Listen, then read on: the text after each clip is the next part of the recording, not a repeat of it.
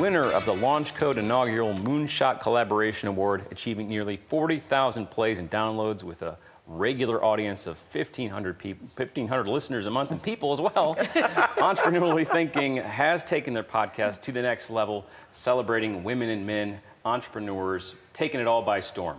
Joining us to talk about their 150th podcast episode is co-host and director of STEM entrepreneurial inclusion, BioSTL, Dr. Cheryl Watkins-Moore, and co-host, president, and CEO of Purpose First Advisors, Christy Maxfield. Thanks for joining us. That was a lot to say. We do a lot, and we give you lots of words to describe it. Entrepreneurial is not a normal word. It is not a normal word. You have to get used to saying it and spelling it. That's our brand. But once you do, you won't forget us. That's right. So what is that? We teased it in the open there. What's the Launch Code inaugural award, the Moonshot Award that you won? Do you want to take that one? Sure. So last year, Launch Code did a host of awards that have become part of their standard package.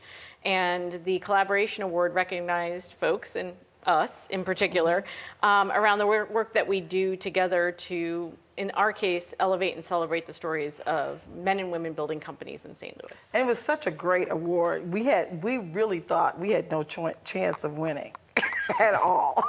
So much so that we both scheduled ourselves for other things during the award ceremony, and our producer was able to accept on our behalf. Exactly. We were shocked. But we were pleasantly shocked that for the first time that we were actually selected as one of their Moonshot Awards. So it was great. Yeah. Well, we shoot for the moon, right? Yeah, you shot for the moon. We shot for the moon. Yeah. We succeeded. Yeah. And you both came from such diverse backgrounds. Absolutely. We talked a little bit about it earlier. You having more of a corporate science background, and you being the nonprofit and merging entrepreneurs together kind of background. How did podcasts come into that? Like, where did that come from? We got thrust together in 2015 when I joined the Center for Emerging Technologies, and Cheryl was already in her role at BioST. I was leading the inclusion initiative, and in she was doing the CET program, and she's my partner.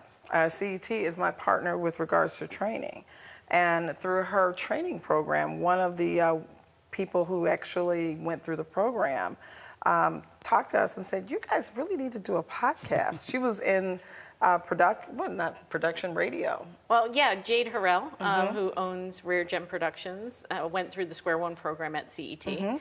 And so she's done radio. She has her own podcast, yes. A variety of different shows that she's produced.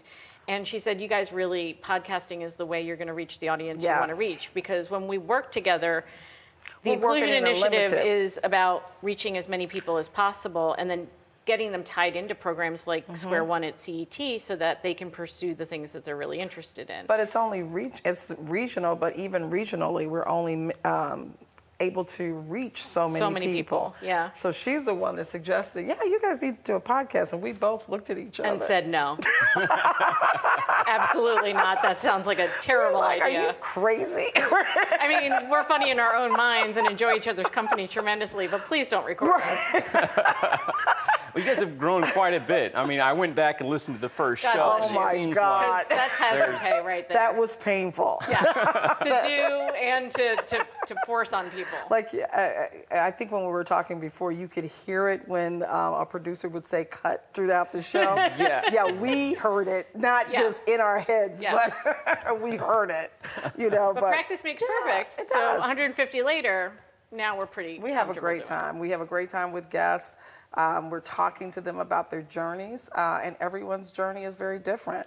We don't just interview folks who are starting businesses. They might be in a corporate setting.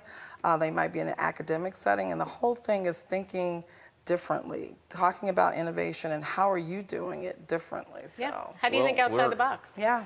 Well, we're going to hold that thought because we're going to come back to it. I mean, there's still a lot to talk about with your podcast. So stay with us at STL Live. We're going to learn more about the Entrepreneurially Thinking podcast right after this break.